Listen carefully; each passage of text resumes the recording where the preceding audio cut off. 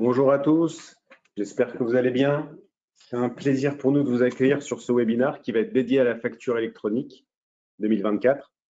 On va attendre quelques petites minutes le temps que les derniers participants se connectent et après on rentrera dans le vif du sujet. Merci pour votre patience. Petite spécificité, cette année, pour ce webinaire, on a fait un format qui est un peu particulier. On est en direct du siège Rico France. On est dans une des salles de réunion. Donc, on va se présenter, on va faire un petit tour de table très rapidement tout à l'heure.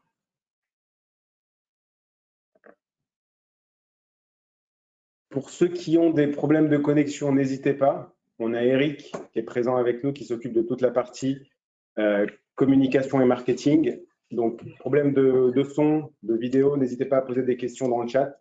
Pareil, c'est un webinaire qui est interactif. Donc, si vous avez des questions, vous les mettez dans le chat. On les traitera toutes. À la fin, on a consacré 10-15 minutes d'échange. Donc, n'hésitez pas dès maintenant à mettre vos questions.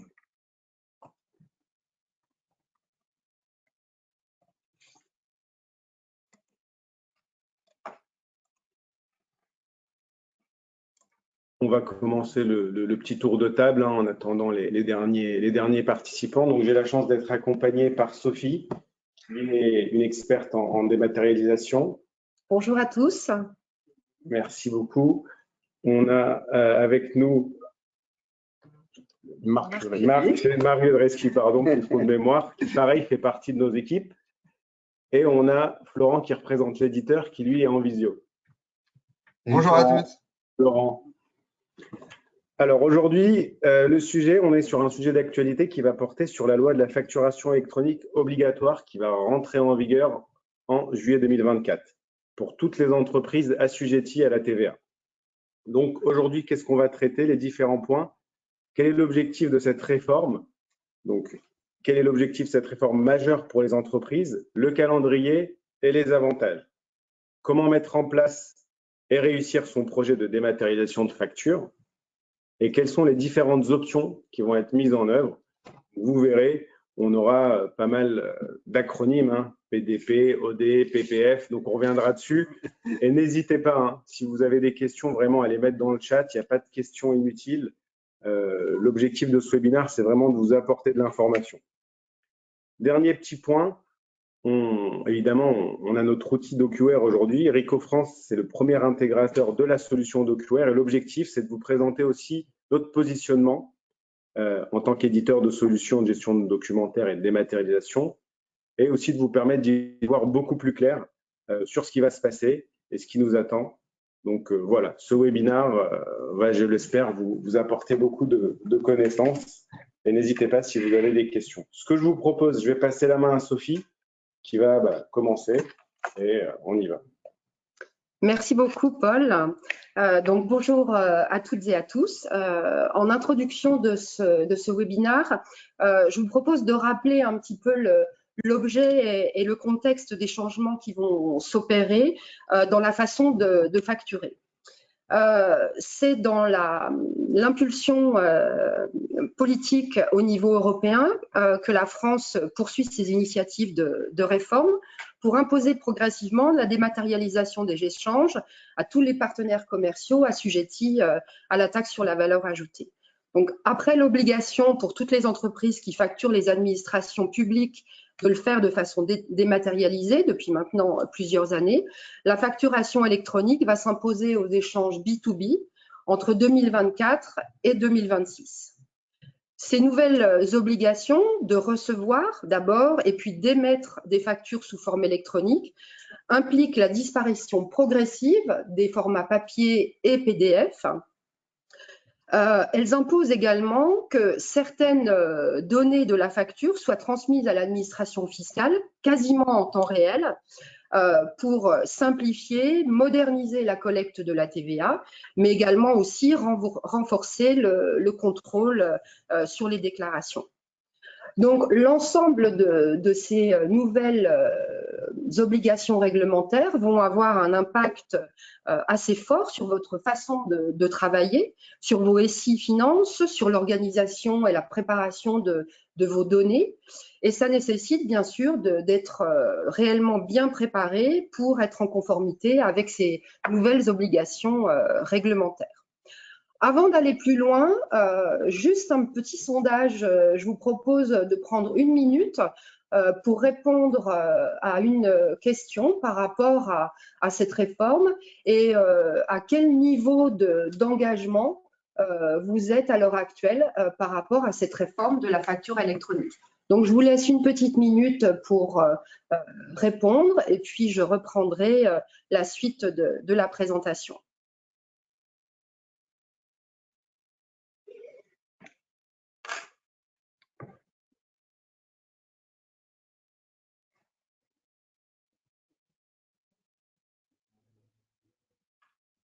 Donc, Eric vous donnera les résultats du sondage à l'issue de la présentation. Je vous propose d'enchaîner maintenant, mais le sondage va rester encore ouvert quelques minutes, donc n'hésitez pas à continuer à répondre. On reste encore une quinzaine de secondes, 20 secondes connectés sur ce pool.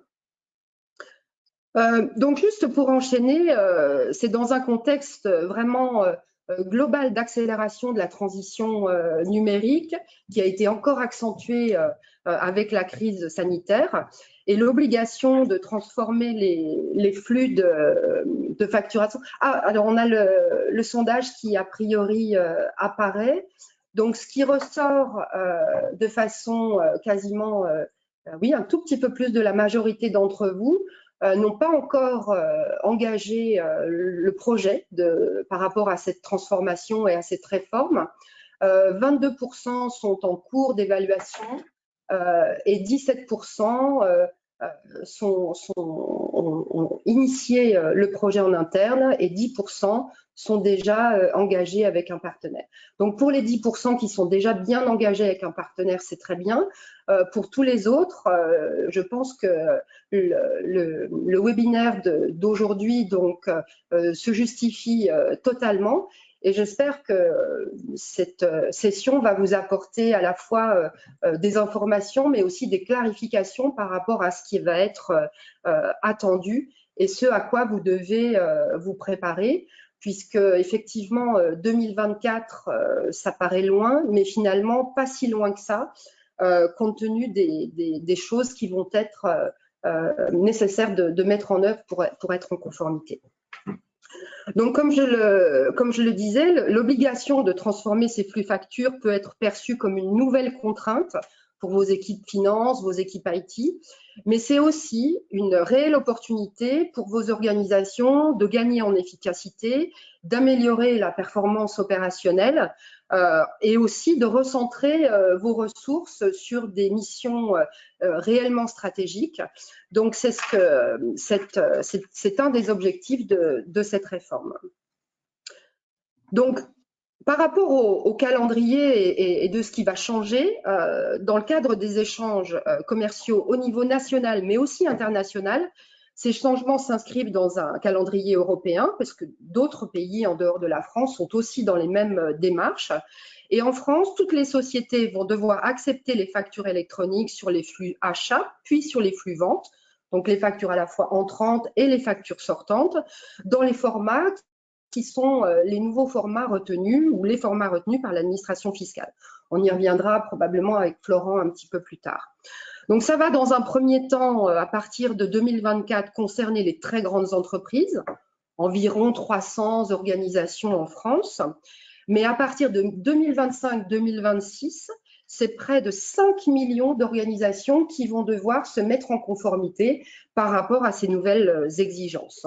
Donc, c'est effectivement pour toutes vos organisations un véritable chantier qui s'approche. Les objectifs de cette réforme, qui est une réforme qui a été reportée, mais qui est annoncée de longue date, sont clairement affichés. Pour les entreprises, il s'agit de simplifier les déclarations de TVA, de renforcer la compétitivité et l'efficacité grâce à l'allègement de tâches administratives, parce que l'automatisation de ces flux de facturation va permettre de réduire fortement le temps de traitement, les tâches manuelles, répétitives, les risques d'erreur. Et du coup, ça va permettre également d'améliorer la qualité de la relation fournisseur, de diminuer les litiges et de réduire les délais de paiement. Ce qui, sur un plan économique, est très important pour l'image et l'efficacité de l'entreprise, de vos organisations. Ça va vous apporter une meilleure visibilité sur les flux de trésorerie et vous donner des outils supplémentaires pour piloter vos plans d'investissement et de développement.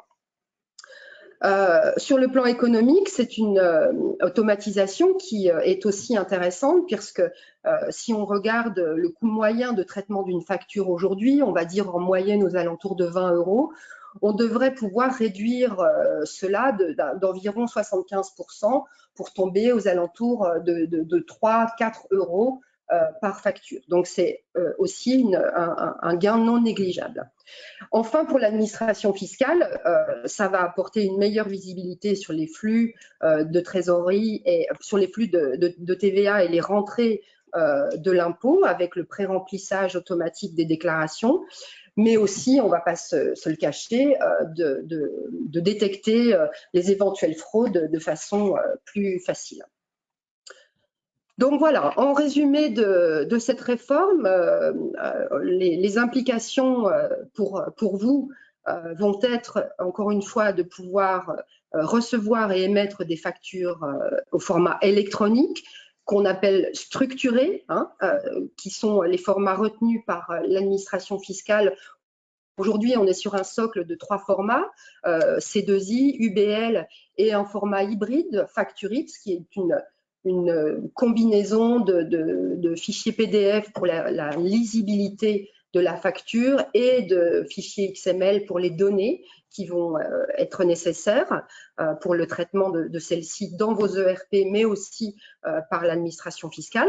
Ça va permettre une meilleure communication entre les partenaires commerciaux parce qu'il va y avoir une meilleure visibilité sur les statuts des factures, envoyées, reçues, rejetées, mise en paiement, etc. Donc ça aussi, ça rentre dans la meilleure expérience et la meilleure relation client-fournisseur. Cela va permettre la transmission en temps réel des données relatives aux transactions business to business, mais aussi business to customer au niveau local, notamment pour les transactions qui s'opèrent sans facture. Donc, voilà un petit peu quelles vont être les implications dans votre mode de fonctionnement. Je vous propose de voir maintenant avec Florent les différents intervenants qui vont prendre part à cette réforme et qui peuvent vous accompagner dans ces projets de transformation pour aller vers cette conformité avec les nouvelles obligations réglementaires. Florent, c'est à toi. Merci Sophie. Bonjour à nous à tous de mon côté. Alors c'est vrai que on change de format de document pour la facturation et on change effectivement de modèle de diffusion, d'interaction entre mes clients et mes fournisseurs. Et cette nouvelle architecture arrive avec un certain nombre de nouveaux mots, de nouvelles appellations. Alors, c'est vrai que nous qui sommes dans ce domaine depuis 1 an, on n'en a pas échappé. Si vous regardez le sujet de plus près, juste une petite synthèse effectivement de ces nouveaux mots et derrière de ces nouvelles plateformes. Donc, le premier qui va être le référentiel national, c'est ce qu'on appelle le portail public de facturation. Quand j'appelle ça un référentiel, c'est que son premier rôle va nous permettre d'avoir un annuaire national avec toutes les entreprises françaises assujetties à la TVA de référencer. Pour identifier une entreprise, cela va s'opérer par son SIREN ou son SIRET. Donc, cette plateforme, en 2 mots, elle va nous permettre d'envoyer et de recevoir des factures. On parlait de e-reporting, ça va être son rôle principal, que je travaille en indirect ou en indirect avec le PPF. et pour les entreprises de petite taille qui ont des flux de facturation assez simples, des capacités de manière interactive, manuelle tout simplement, de pouvoir déposer ou télécharger ma facture. Donc, la PPF, c'est la nouvelle plateforme, c'est Chorus aujourd'hui, qui va évoluer vers une seule et même plateforme, la PPF, aussi bien pour mes facturations publiques que privées. Le schéma en Y qu'on entend souvent est sélectionné par l'État dans le cadre de cette loi en mettant en place des plateformes privées de dématérialisation partenaire. Il est vrai qu'au vu des millions de sociétés qui vont échanger des milliards de factures, il y a un enjeu de performance. Il y a un enjeu, effectivement, que toute la plateforme ne tombe pas au niveau de la PPF. Donc, un objectif pour l'État, se faire accompagner par des plateformes certifiées qui vont pouvoir traiter ces flux d'informations. À travers le schéma, on voit ici au centre ma plateforme PPF, que je sois dans un rôle fournisseur ou un rôle acheteur, eh bien, on aura deux possibilités pour faire diffuser mes flux, soit à travers une plateforme PDP, soit directement depuis la plateforme PPF avec des outils intermédiaires, c'est l'autre acronyme qu'on appelle des OD, des opérateurs de dématérialisation. Si on va jusqu'au bout de l'animation de cette slide, justement, on devrait les voir apparaître. Voilà, merci. Donc, plusieurs possibilités pour s'adapter au positionnement de chacun. On le reverra dans les slides tout à l'heure. Mais c'est vrai que si je suis un acheteur qui se fournit auprès de fournisseurs internationaux ou à l'inverse, un vendeur qui a adressé des factures sur des entités qui sont certifiées, qui sont déclarées sur le portail public de facturation ou sur une PDP, eh bien, je vais avoir une diffusion multicanale à gérer. Parce qu'au fur et à mesure du calendrier, les entreprises qui seront concernées sur l'émission des factures devront se positionner où je reçois mes factures fournisseurs. Est-ce que je m'immatricule sur le portail public de facturation ou est-ce que je m'héberge, m'immatricule sur une PDP à qui je délègue mes droits en termes de diffusion et de déclaration de TVA. Donc, voilà le schéma, voilà les nouveaux acronymes pour basculer dans la facturation électronique pour les 5 prochaines années.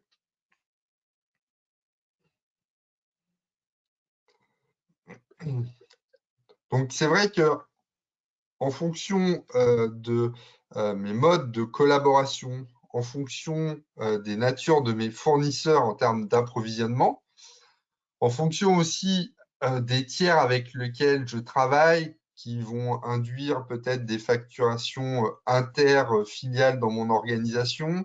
Dans le domaine industriel, je vais peut-être m'adresser dans mon processus à de l'affacturage.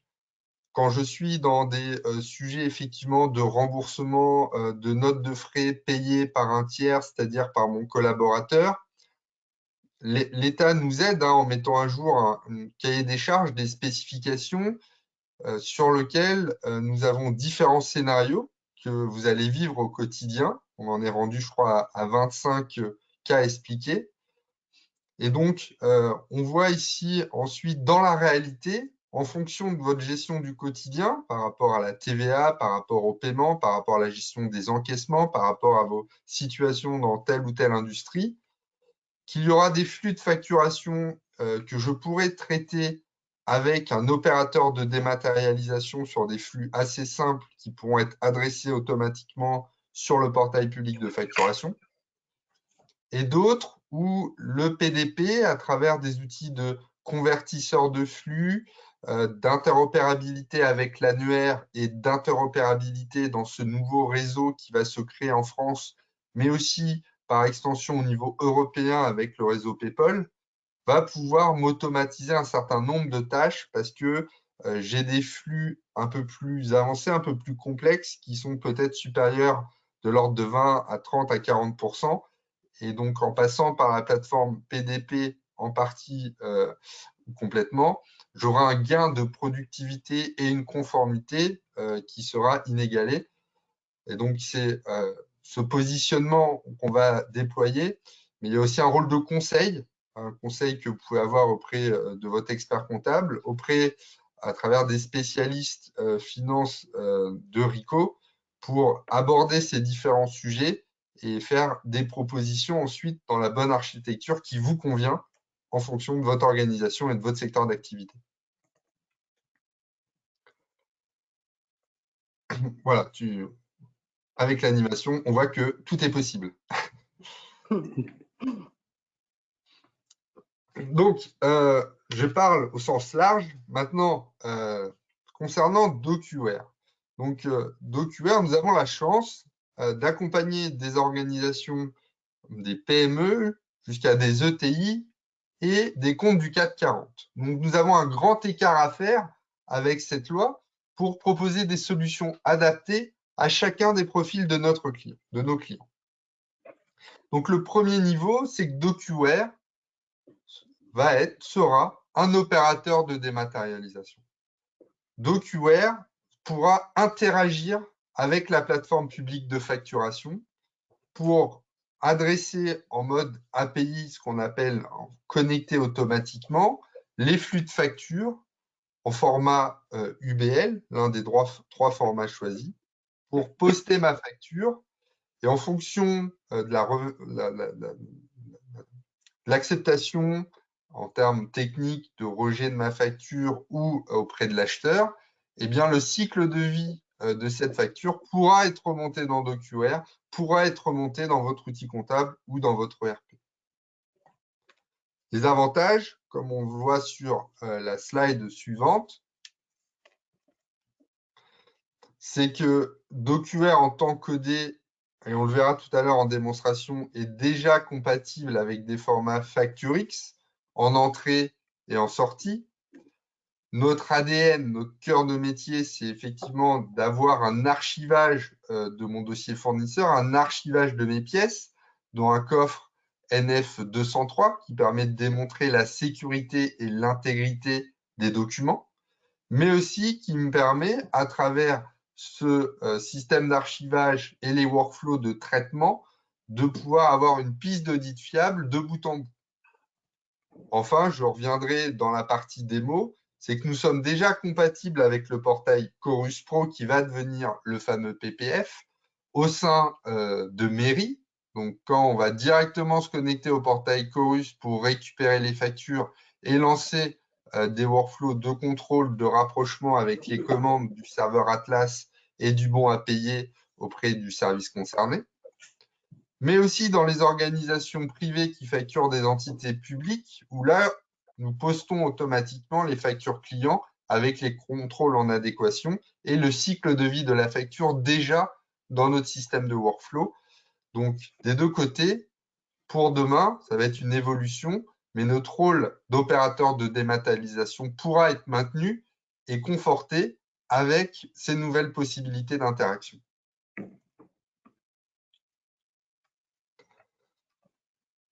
DocuWare, la suite avec Paul. C'est pas grave. Merci beaucoup Florent pour toutes ces explications. C'était très très clair. Alors, DocuWare en mode PDP ou OD. Donc aujourd'hui, on va voir à partir du moment où vous êtes fournisseur français. Donc le portail public de facturation, PPF, permettra aux entreprises de déposer les factures créées par leurs soins dans un format structuré comme on a pu le voir ou mixte sous forme de différents flux. Donc il y aura 3 scénarios possibles pour l'envoi d'une facture. Le premier, ça sera l'émission d'une facture vers un portail plateforme de dématérialisation partenaire, donc PDP. Le deuxième, possibilité de l'envoi d'une facture en point à point vers une PDP, copie sur le portail public de facturation, donc PPF. Il y aura une dernière possibilité, ça sera l'envoi de la facture à l'international avec un e-reporting vers le portail public de facturation. La facture correspondante est mise à disposition du destinataire sans action supplémentaire de la part du déposant. Le portail public de facturation permettra de suivre donc l'avancement de traitement des factures, donc l'évolution du statut, depuis le dépôt jusqu'au statut final. Donc ce suivi pourra être réalisé évidemment dans DocuWare ou en ligne. On va voir maintenant sur la slide suivante comment DocuWare va gérer tout ça. Donc DocuWare va gérer et automatiser le dépôt de la facture en traduisant donc votre format et le format PPF si on est sur PDP. Mise en place du contrôle de la conformité des données de la facture, connexion avec les PDP des acheteurs. DocuWare fera des contrôles afin de valider la conformité du mapping, puis ensuite les tests d'intégration afin de mettre en production le flux de facture. Et là, donc, on va aller voir maintenant comment ça va se passer au niveau des acheteurs français. Donc là, vous êtes acheteur français. Donc là, pour recevoir les factures, les entreprises devront choisir la plateforme de réception et définir la maillage d'adressage de leurs factures. Donc ces informations vont être stockées dans l'annuaire pour permettre l'adressage des factures par les fournisseurs et le routage par les plateformes. Donc il y aura plusieurs possibilités. La première, les acheteurs qui auront choisi d'utiliser le portail public de facturation, donc le PPF, pour recevoir leurs factures, disposeront des services qui sont en ligne pour être alertés de la mise à disposition d'une nouvelle facture et la consulter. La réception peut être également réalisée directement, évidemment, dans DocuWare. Nous aurons ensuite la réception des factures en point à point depuis une PDP. Donc, les plateformes de dématérialisation partenaires offrent des services qui sont beaucoup plus enrichis par rapport au portail public de facturation, avec la possibilité d'utiliser des formats ne faisant pas partie du socle minimum.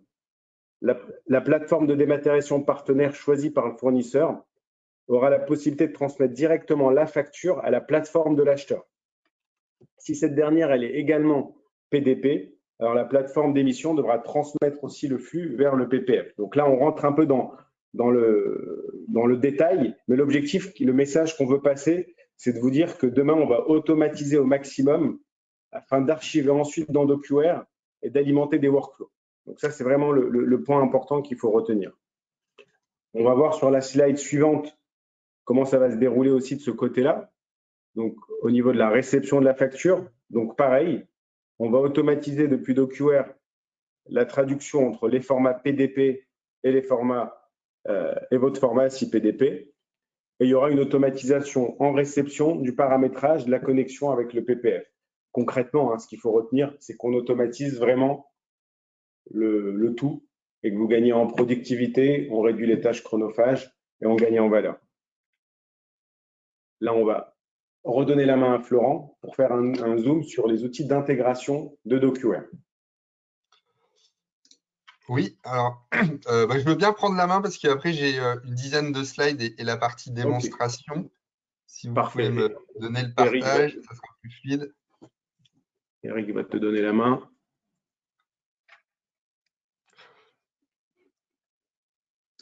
Normalement, tu as la main, Florent. C'est parfait. Magnifique.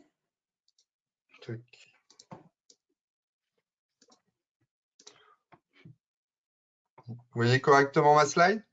Oui. Ouais. Alors, c'est vrai qu'on a parlé d'échange de données avec l'outil comptable ou l'ERP, on a parlé de différents formats. C'est vrai que ce qui est très important dans le cadre de cette loi, c'est qu'il va y avoir un certain nombre de nouvelles données obligatoires sur la facture, avec des premiers formats, si je synthétise, uniquement avec l'entête et le pied de page sur la première année jusqu'à 2026 de la loi, et une évolution des formats où on va aller effectivement sur du ligne à ligne, sur des exemples assez simples, même sur des informations d'entête, en fonction des natures de facturation. Si je facture des produits ou des services, eh bien, je devrais correctement indiquer l'adresse et le numéro de SIRET des deux parties, de l'acheteur et du fournisseur.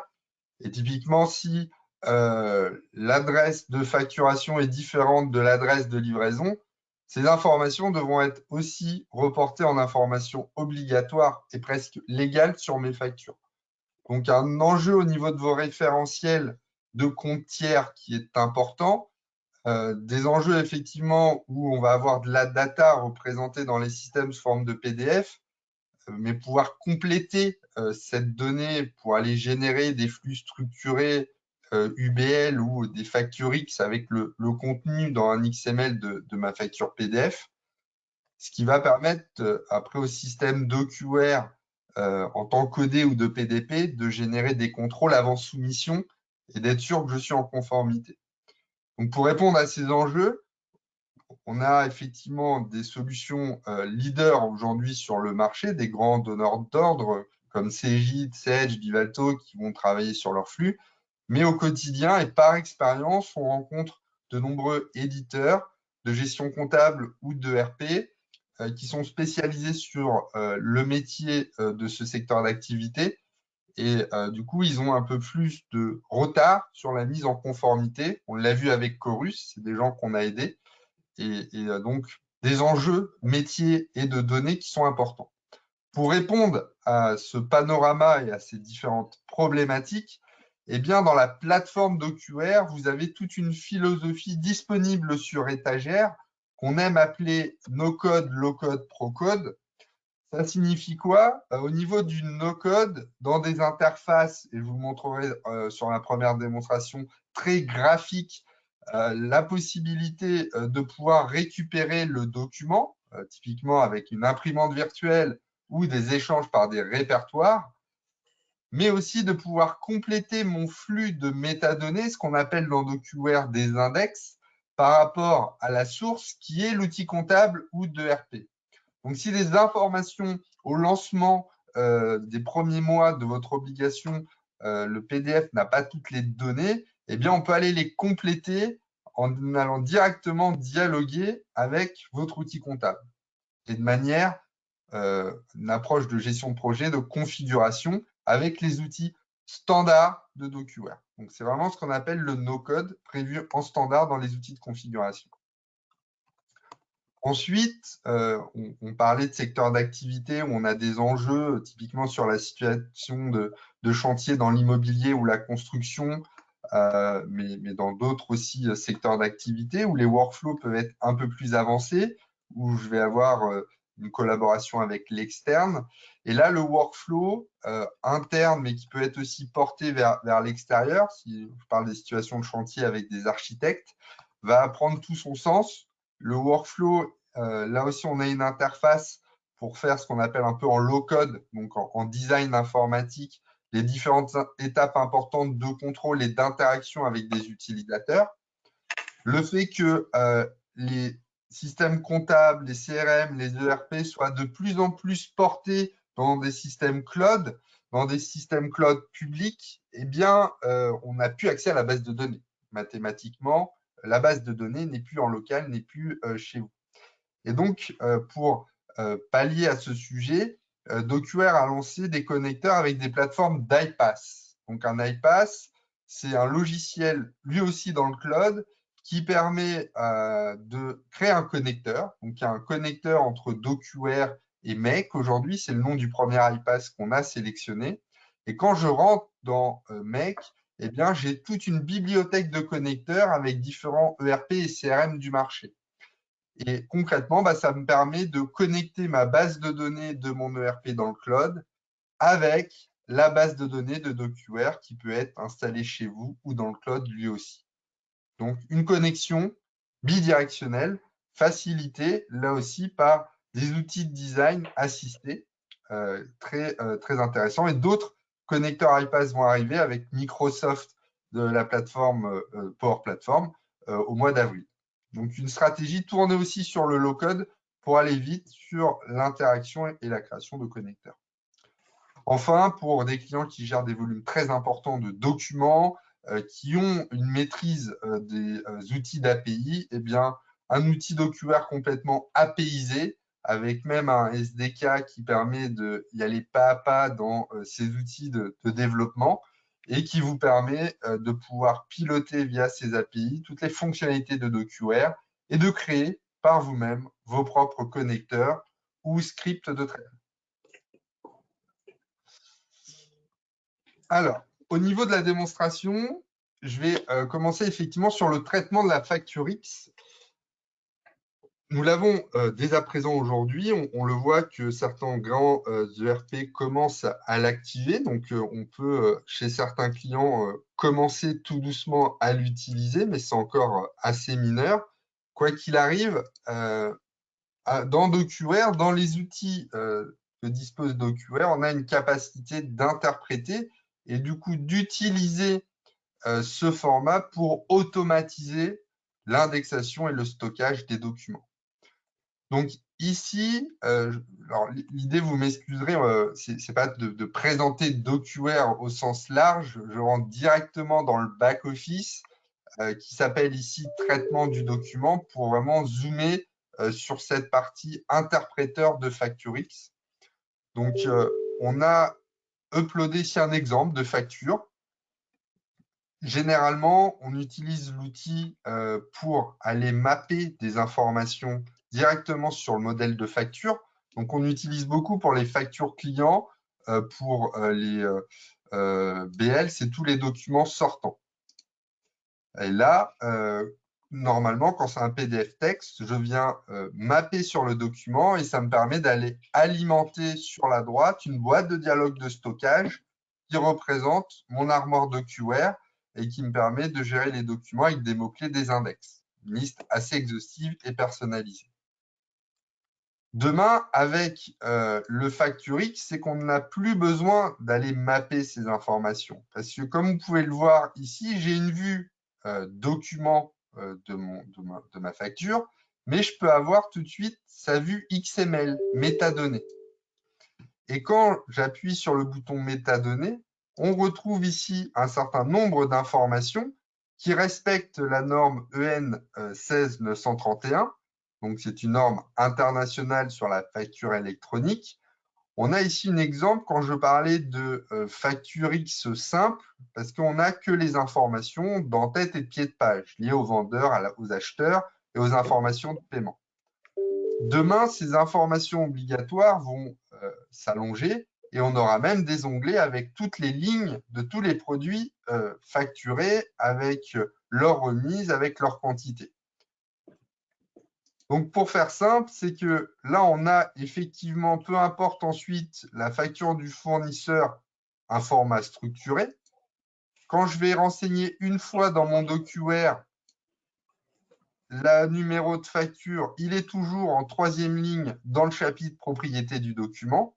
Eh bien, vous comprenez bien que du coup, je peux relier cette ligne à ma valeur de numéro de document. Et quand les factures vont arriver de différentes manières, ce processus de traitement DocuWare va toujours être appliqué et je vais avoir automatiquement une indexation et un stockage des documents. Et ce qui me permet derrière, à travers le workflow DocuWare et des valeurs qui sont lues dans l'XML, de lancer les contrôles associés.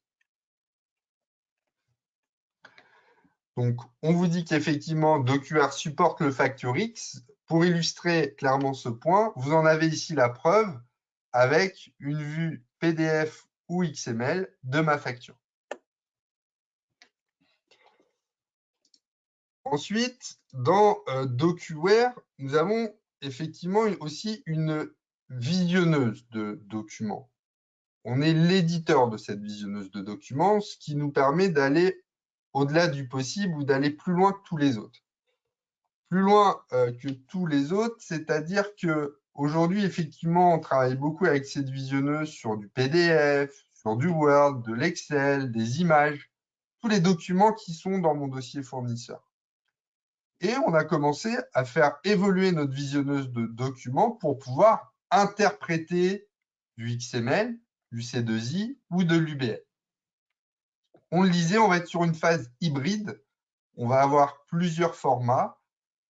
Et donc, déjà, chez certains clients dans le domaine industriel, nous avions la demande de rerouter certains flux reçus en XML pour apporter une visualisation de mon flux XML facture dans un modèle de facture préformaté dans ma visionneuse et déclencher de ce fait des workflows d'approbation, d'annotation au sein du workflow. Donc, que vous avez ici en exemple reçu en entrée va pouvoir être interprété par la visionneuse DocuWare. Donc là, c'était le premier exemple qu'on supporte depuis quelques années. Donc, un flux facture, c'était la première version. Dans la visionneuse, elle s'intégrait en 9 pages. C'était déjà super, mais on peut mieux faire. Et là, dans la dernière version de DocuWare, vous voyez une retranscription de mon flux facture sous un format un peu plus graphique. Et là, cette fois-ci, on est capable d'avoir des factures sur 1 ou 2 pages, donc beaucoup plus simple de consultation. Là, c'est un format standard, peu importe les fournisseurs, mais à travers la visionneuse DocuWare, eh bien, je peux consulter rapidement, immédiatement, le contenu de ma facture dans un langage beaucoup plus simple de compréhension. Donc, quelque chose déjà disponible qui, en fonction de vos usages et de vos outils, pourront vous aider sur la consultation de ces factures dans des formats informatiques.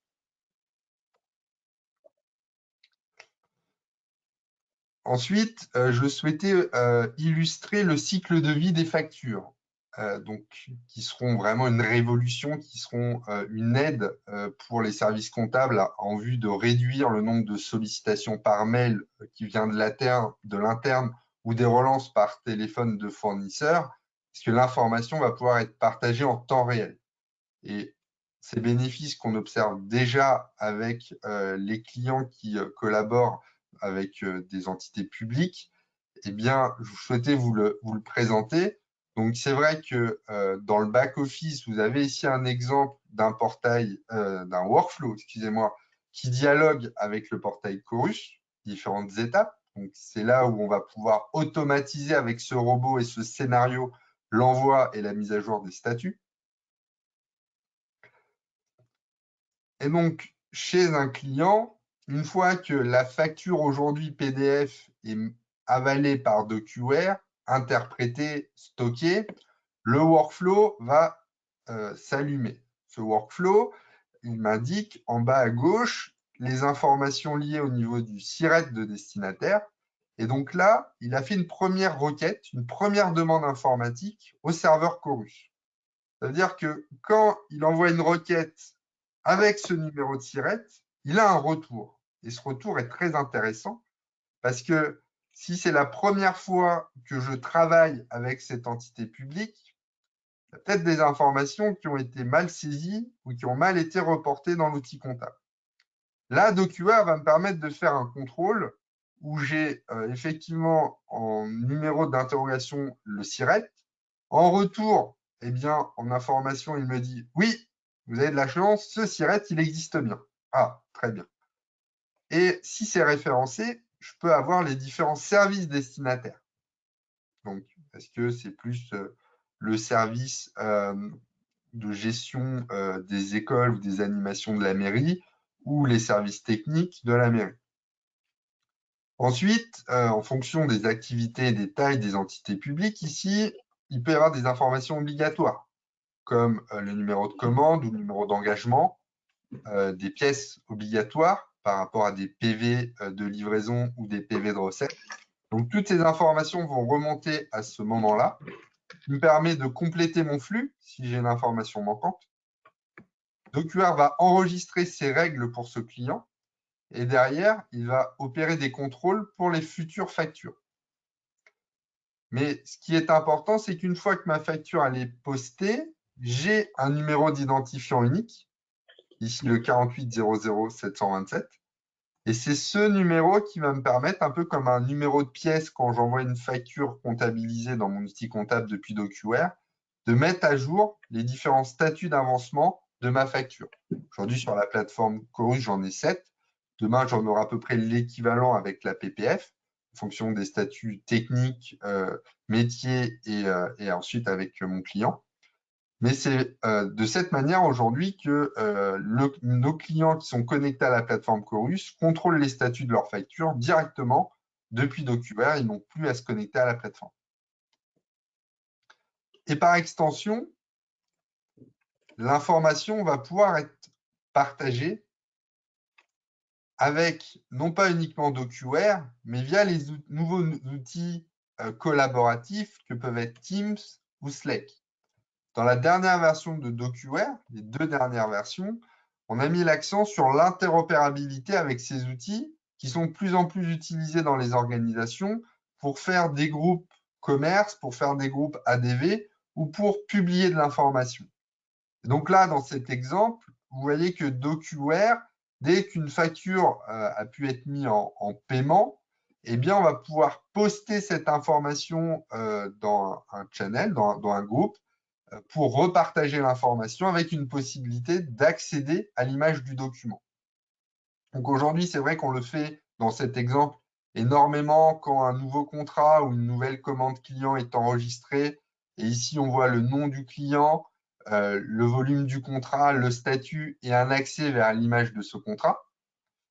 Mais sur des projets que nous avons présentés en fin d'année, on a présenté le même usage sur des channels Teams ou Slack, où dès que j'ai une facture qui est refusée sur le poste fournisseur ou le poste client, eh bien, on peut notifier sur le bon channel cette information pour qu'un groupe d'utilisateurs puisse en prendre connaissance et le traiter au plus vite. Donc, mieux partager l'information même en interne avec des outils collaboratifs qui sont de plus en plus utilisés aujourd'hui et encore plus demain. Donc, tout ça dans un objectif effectivement de mieux traiter mon flux de factures.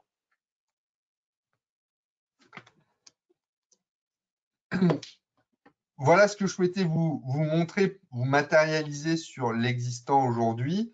Demain, avec la brique PDP DocuWare et la brique OD, on pourra vous en montrer davantage. Mais encore un peu de suspense. Vous avez vu différents engagements et explications aujourd'hui. Et donc, une offre qui évolue pour se mettre en conformité avec la future loi. Merci beaucoup, Florent. Est-ce que tu peux nous passer juste la dernière slide sur les bénéfices et ensuite on va passer au… Je ne sais pas si tu as la slide sur les bénéfices. Sinon, je veux bien que tu reprennes la main. Ok. Je t'assure d'avoir la bonne version. On va reprendre la main. Alors, les questions, on les voit bien dans le chat. N'hésitez pas, on va y répondre. Il nous reste une dizaine de minutes. On a vu qu'il y a pas mal de questions, donc on va y répondre. On va aller très vite sur la dernière slide.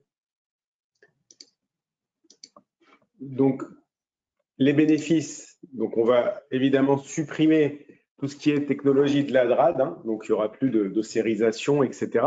Ça va être automatisé.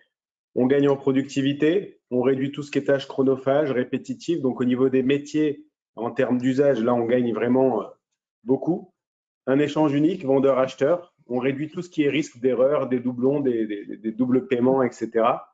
Et on aura la capacité d'avoir en visuel les différents formats, UBL, C2I, etc. Ce que je vous propose, au niveau du timing, on est bon, c'est qu'on passe directement aux questions. Donc, on va lire les questions et on va y répondre. Eric va reprendre la main. Alors, les seuils doivent être appréciés au niveau du groupe. On a une question de Madame Brunello Françoise. Les seuils doivent-ils être appréciés au niveau du groupe?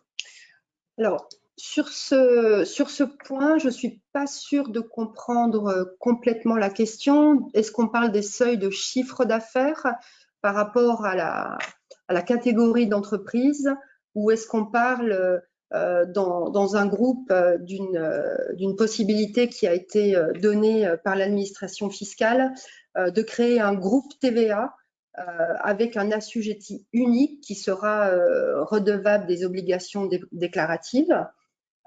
Mais toutefois, l'obligation de facturation électronique et de e-reporting reste applicable. Dans le cas d'un groupe TVA dans lequel il y aurait des opérations et des échanges commerciaux internes, à ce moment-là, les membres ne sont pas concernés par l'obligation de facturation électronique, mais ils devront mentionner toutefois certaines informations sur leur facture interne, comme le numéro de TVA intercommunautaire, le numéro de TVA de l'assujetti unique, et mentionner membre d'un groupe assujettis uniques. Voilà, je ne sais pas si ça répond à la question, Madame Brunello, mais si jamais ça ne l'est pas, n'hésitez pas à revenir vers nous. Ce qu'on va faire, Madame Brunello, c'est qu'on va vous ouvrir le micro. Comme ça, vous aurez la possibilité, si vous le souhaitez, de prendre la parole ou sinon d'écrire dans le chat. Alors, mon collègue Eric va… En fait, la personne a coupé son micro. Ah, le micro est coupé chez vous. Voilà, on a ouvert son micro. Ah, on a ouvert votre micro. Oui, bonjour, merci de me donner la parole. Oui, ma question portait sur l'appréciation des seuils par rapport aux obligations du calendrier. Alors, je ne parlais pas d'un groupe intégré en TVA, mais je parlais d'un groupe avec une holding et des filiales. Est-ce que l'appréciation donc de la taille de l'entreprise dans le calendrier doit se faire au niveau de l'entité juridique ou au niveau de la taille du groupe? Alors, dès lors que l'entité juridique a son propre numéro de TVA, je pense que ça s'applique à l'entité juridique, mais je vérifierai ce point. Et du coup, dans ce sens-là, c'est le niveau de chiffre d'affaires qui définit la catégorie d'entreprise dans laquelle cette entité se situe, et du coup, le calendrier dans lequel elle devra s'inscrire pour être en conformité. Très bien, merci. Merci à vous. Merci beaucoup. On va répondre à la seconde question. Alors, bonjour. Pour les associations, l'obligation est à prévoir pour quand? Question de Madame Joy. Ah oui, Sophie Joy.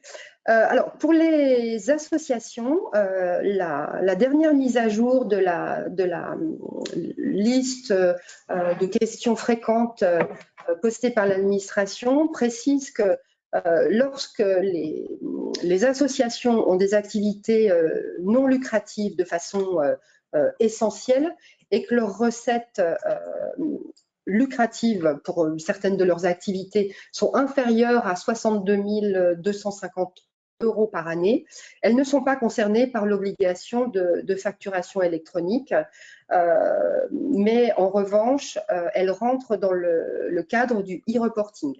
Ça veut dire que s'il y a des échanges commerciaux avec des particuliers, il faudra effectivement remonter un certain nombre de données au niveau de l'administration fiscale.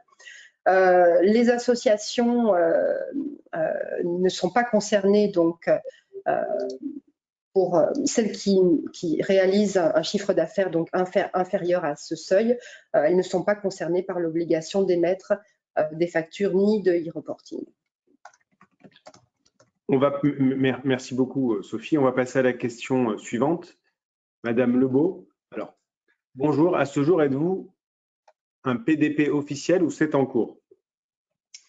Alors, je vais prendre la réponse. Aujourd'hui, de PDP officiel, il n'y en a pas. Ce sont des dossiers qui sont présentés et qui seront à présenter au mois de juin prochain. Donc, il y aura beaucoup d'inscrits puisque c'est une présentation de dossier. C'est en cours. La réponse est la plus plausible. Et bien évidemment, je pense que nous ferons partie des premiers inscrits en termes de PDP. Voilà, merci beaucoup, Marc. Oui, ça répond complètement à la question. Question suivante. On va aller assez vite parce qu'il y en a pas mal. D'ailleurs, merci beaucoup pour toutes ces questions. Pour la lecture d'une facture X, faudra-t-il relier toutes les informations à chaque fois? Traitement très long. Alors, rapidement, Florent. Oui, vas-y, Florent. Oui, ça sera à faire une fois et effectivement, la logique, peu importe les X modèles de facture, on prendra toujours la même configuration, ce qui permet d'automatiser et de gagner du temps. Merci Florent. Eric, la question de Mme Aubry n'est pas visible complètement. J'ai que le bonjour. J'ai dit bonjour. D'accord. Bonjour, okay. Bonjour Mme Aubry. Alors, on va passer maintenant à la question de Mme Vignal. Et comment cela fonctionne pour de la facturation en groupement d'entreprises? Alors, ça rejoint un petit peu la réponse faite à la question de Madame Brunello, donc sur les entreprises qui se regroupent autour d'un assujetti unique. Donc, dans ce cas-là, les différents membres du groupe n'auront plus à transmettre de façon individuelle leur déclaration de TVA, mais devront quand même continuer à émettre et recevoir les factures au nom de l'assujetti unique auquel ils appartiennent. Donc, en conséquence, chacun des membres du groupe sera soumis à l'obligation de facturation électronique et de e-reporting. Merci beaucoup, Sophie. Alors, la question que la dame a... Madame Aubry a voilà, continué la question. Ouais. Donc, on a une précision ensuite de Madame Vignal, d'accord. Est-ce que votre outil prendra bien en compte les différents acteurs de cette facture? Nous ne sommes pas donc de cette facture. Alors, oui, bien sûr. L'idée, c'est qu'effectivement, à travers le réseau de PDP qui va s'ouvrir, qui va être officiellement certifié, notre engagement, c'est que l'interopérabilité avec les autres acteurs, les autres plateformes PDP soit disponible. Donc, il y a effectivement des groupes de travail qui se forment pour une transparence et un échange d'informations d'une PDP à une autre sans la mise en place de surfacturation ou de prestats supplémentaires. Donc, certains vont jouer le jeu, d'autres peut-être pas. Donc, il y aura vraiment un noyau qui va se créer de PDP pour offrir un service transparent à tous les clients français. Merci Florent. Madame Didry, y a-t-il un coût pour l'entreprise pour accéder au PPF? C'est gratuit. Alors, bon, l'accès, bien évidemment, est gratuit et on en profite un petit peu pour parler en amont, hein, même si cela a été dit tout à l'heure, il y a quand même une nécessité à revoir au sein de l'organisation de l'entreprise, d'une part les processus internes, les processus finance et bien entendu toute la partie processus IT qui permettront justement de pouvoir déposer sur le PPF toutes les données. Mais oui, l'accès au PPF est gratuit. Merci beaucoup Marc. On a une question de Monsieur Nicolas. Donc, bonjour. Difficile de savoir par où commencer pour ceux qui ont une organisation financière un peu complexe avec des process déjà en place. Est-ce que vous pouvez proposer du conseil pour nous aider à avancer? Alors, en effet, donc merci pour cette question. Il est vrai que dans toutes ces phases, et on a vu sur le sondage qui a été publié en début de réunion, le fait que certaines entreprises n'ont pas encore engagé de démarche pour se mettre en conformité. Et notre objectif a été aussi de permettre aux entreprises d'accompagner sur des audits relativement courts, de faire une petite analyse autour des processus finance, des processus métiers, des processus IT, et de pouvoir permettre un accompagnement dans la mise en œuvre de toutes ces obligations sur 2024. Donc, bien évidemment, et on reste à votre disposition pour vous présenter les différentes typologies d'intervention en termes d'audit. Merci Marc. Question suivante. Donc, bonjour, serait-il obligatoire d'avoir un recours à une PDP? Non, pas forcément. Tout dépend du type de flux de facturation et de la taille de votre entreprise. Vous pourriez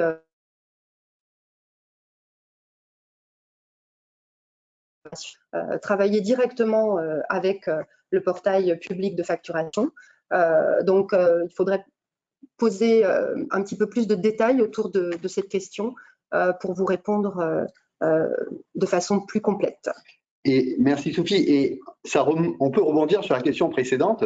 Si vous voulez, l'idée aussi, c'est peut-être, si vous avez ce genre de problématique ou ce genre de questions, c'est éventuellement que l'on puisse prendre un petit peu de temps avec vous pour répondre d'une manière beaucoup plus précise en fonction de la typologie de vos données de facturation. Est-ce que c'est de la facture fournisseur, de la facture client? Comment sont organisées vos ventes? Comment sont organisés vos achats? Et là, peut-être vous apporter, est-ce que vous travaillez uniquement au niveau national, au niveau européen, au niveau international? Donc, beaucoup de questions sur lesquelles on pourra vous accompagner en termes de réponses. Bon, pour respecter, merci beaucoup Marc, pour respecter le timing, parce qu'on veut quand même prendre le temps de vous saluer, on va prendre une dernière question.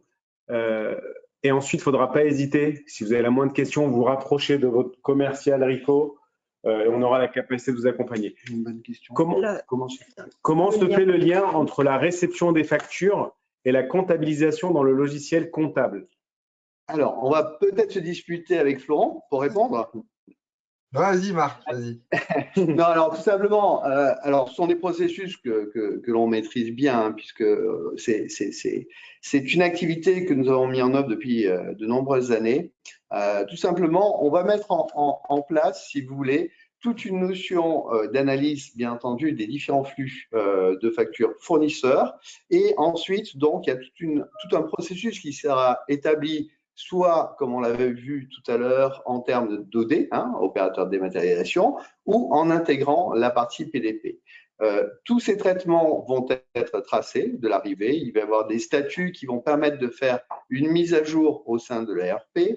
Et en parallèle, selon les typologies de factures, il pourrait y avoir des factures qui soient en rejet, donc selon les statuts hein, qui ont été définis sur le PPF, et donc de fournir la mise à jour de ces statuts et éventuellement adresser ces statuts vers le BPF. Donc, toutes les informations sont bien en relation comptabilisées lorsqu'elles sont à comptabiliser et rejetées lorsqu'il y a une erreur, une information manquante ou une non-conformité.